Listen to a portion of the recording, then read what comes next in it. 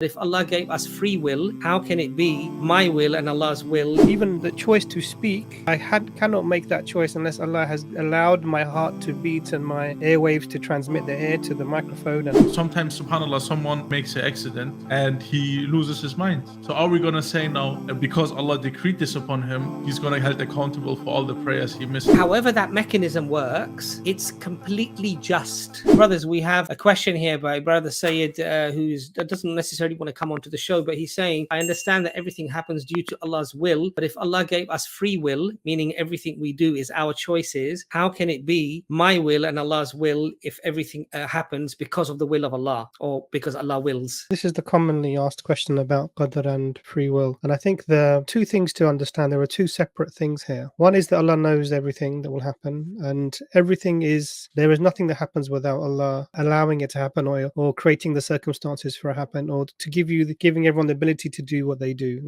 This is fine. But Allah has created the human being, and He's given them this ability to make choices, moral choices. And Allah does not judge a people until they can make moral choices. So this is why we have the hadith that the pen is lifted from three: the one who is asleep until they awaken, the child until it reaches the age of maturity, and the one who is not of sound mind, i.e. those who are not able to think rationally. So these people are not judged. Their deeds are not even written down, because why? They have no moral accountability. So we have a system here that Allah is giving this creation called a human being an ability to choose between moral choices. Now, even the choice to speak, cannot make that choice unless Allah has allowed my heart to beat and the breath to come out of my sound, and the airwaves to transmit the air to the microphone. And Allah is the one who underpins every single thing that happens all around us. Unless Allah wills, there's nothing that we can do. But He has given us this ability to make a choice. And also Allah knows the future. Now what we're trying to do is we're trying to combine these things together and make them make sense in our mind. And that may be a difficult thing to do, because actually what we're trying to do is we're trying to see things from Allah's perspective as well as from our perspective, and we're not able to do that. We have to have some epistemic humbleness, some humbleness in our ability of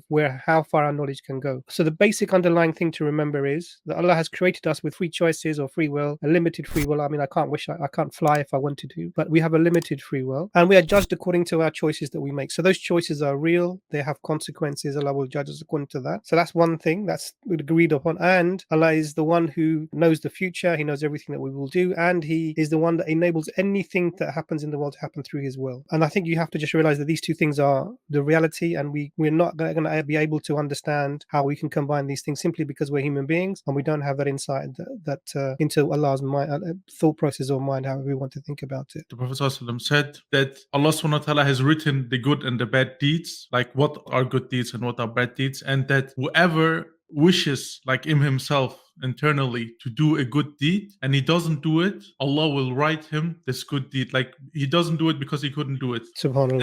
And the same thing is for the bad deed. So if a person wants to do a bad deed, or he then decided not to do it, Allah subhanahu wa ta'ala will reward him. So the thing is, like, we are based on the decisions we can make and on our intentions. Let me give an example. We need to pray. The prayer is wajib. You need to pray. You have to pray. But if you cannot pray because maybe you have lost your mind, you went unconscious or something, then you're not gonna get held accountable for all the prayers you have missed while you've been unconscious. Or sometimes, subhanAllah, someone he needs to pray, he needs to fast, and then he makes an accident, may God forbid, and he loses his mind till the end of his life. So are we gonna say now, because Allah decreed this upon him, he's gonna be held accountable for all the prayers he missed until the end of the life because he wasn't aware? No.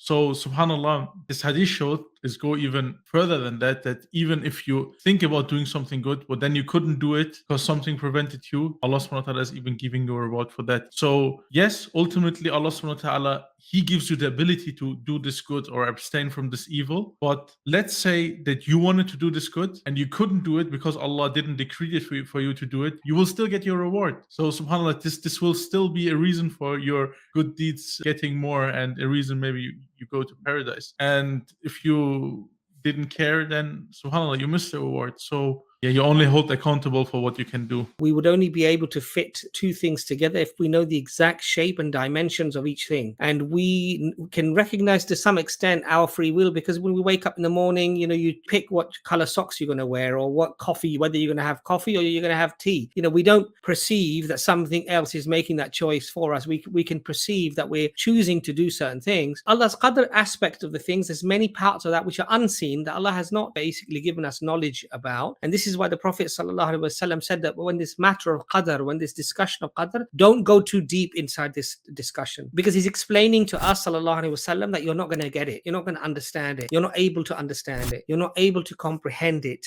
because in the Quran Allah very clearly says that the believer is the one who believes in the seen and the unseen, and there are aspects that are unseen to us that we have no information about. We don't have no information about. I think from a human level, what we need to just appreciate is, however that mechanism works, it's completely just and it's completely fair, and that nobody on the Day of Judgment will feel that they were somehow treated unjustly or unfairly, that they don't deserve whatever the outcome of that day will be. Of course, if we gain Jannah, we're not going to feel that we deserved Jannah, because nobody deserves Jannah.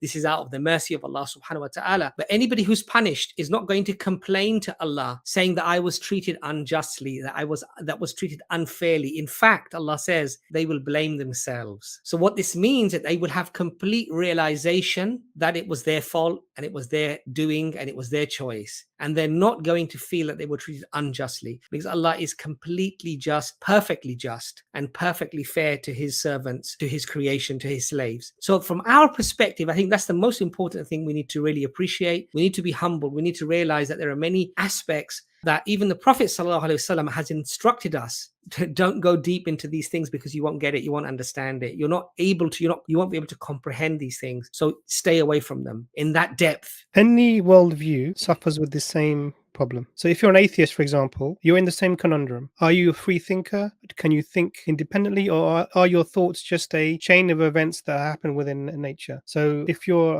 an atheist and you're a materialist, what that means is that everything in the universe is explained by natural interactions of fundamental particles. The fundamental particles interact according to laws of nature. The sodium atom doesn't choose to interact with the chloride atom. It just happens automatically, because that is the laws with which they sort of interact. These fundamental particles make up our brain, and our brain brings about our thoughts, and therefore our thoughts would be automatically generated by the chain of events. We have no control over them. So whichever worldview you go into, there is this conundrum.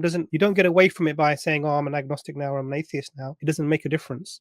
The atheists need to explain how they are thinking freely. How can they escape this natural chain of events? The only way to escape the natural chain of events is there has to be something about you which is not material, which is not part of this world. Obviously, we believe in the ruh, the soul, and this is our way of, we can understand how we can think without being bound to the fundamental particles within the universe.